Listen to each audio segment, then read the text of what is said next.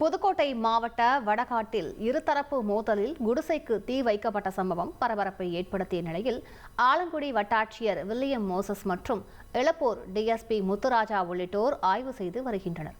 இது தொடர்பான கூடுதல் தகவலை செய்தியாளர் துர்கா பரமேஸ்வரன் வழங்க கேட்கலாம். துர்கா பரமேஸ்வரன், விரிவான விவரங்கள். வணக்கம். புதுக்கோட்டை மாவட்டம் வடகாட்டில் உள்ள இருதரப்பு மோதல் விவகாரத்தில் நேற்று இரவு ஒரு குடிசை மற்றும் 2 இருசக்கர வாகனங்கள் தீ வைக்கப்பட்டது. இது மட்டும் இல்லாமல் ஒரு அரசு பேருந்தும் கண்ணாடி உடைக்கப்பட்டது. இந்த சம்பவத்தின் காரணமாக நேற்று இரவு முதல் வடகாடு பகுதி மிகுந்த பரபரப்பாக காட்சியளித்து வரும் நிலையில் 500க்கும் மேற்பட்ட போலீசார் வடகாடு கிராமம் முழுவதும் பல்வேறு பகுதிகளில் குவிக்கப்பட்டுள்ளனர். இந்த நிலையில் ஆலங்குடி வட்டாட்சியர் வில்லியம் மோசஸ் மற்றும் இலுப்பூர் டிஎஸ்பி முத்துராஜா உள்ளிட்டோர் நேற்று பிரச்சனை நடந்த குறிப்பிட்ட இடங்களை பார்வையிட்டு ஆய்வு செய்து வருகின்றனர்.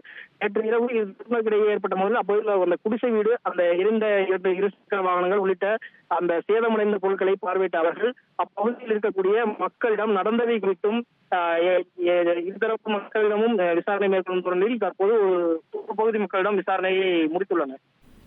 விரிவான விவரங்களுக்கு நன்றி துர்கா பரமேஸ்வரன். செய்திகளை உடனுக்குடன் தெரிந்து கொள்ள உடனே சப்ஸ்கிரைப் பண்ணுங்க.